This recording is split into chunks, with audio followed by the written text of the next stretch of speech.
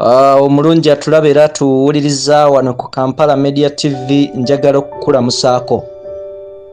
Mawulire agaliwo kati ag'entiisa agali mu kibuga Kampala ne mu ggwanga lyonna galaga nga omusumba Augustine Yiga owa Revival Church e Kawaala ono nno ng'amanyiddwa ennyo nga Abizaayo ateekwa okuba nga afudde. Kyannaku nnyo, kyannaku nnyo.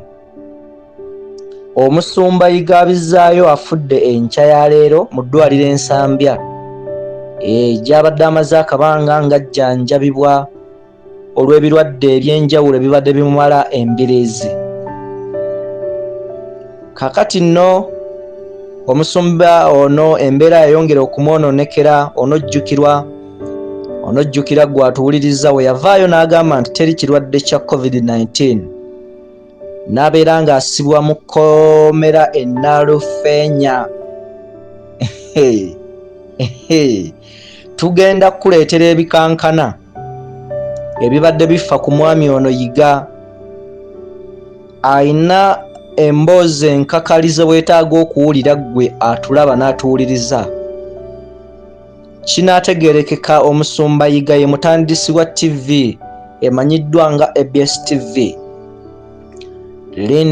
Lindirira embeera ekyali ya bunkenke wano mu ddwaliro Nsambya wa Afiridde, naye tukyakuleetera amawulire amalala mangi agakwata ku nfa y'omusumba Yiga. Ebikankana bikyajja. Abakyala abadde abakyusanga oba ngambe nga ki nga mijoozi oba nga saati. Lindirira tovaawo, tukyakuleetera ebikankana. Kwateeberezebwa okubanga kati mugenzi. Omusumba Yiga Abizaayo kitalo nnyo, kitalo ddala, kitalo ddala, kitalo ddala, kitalo ddala.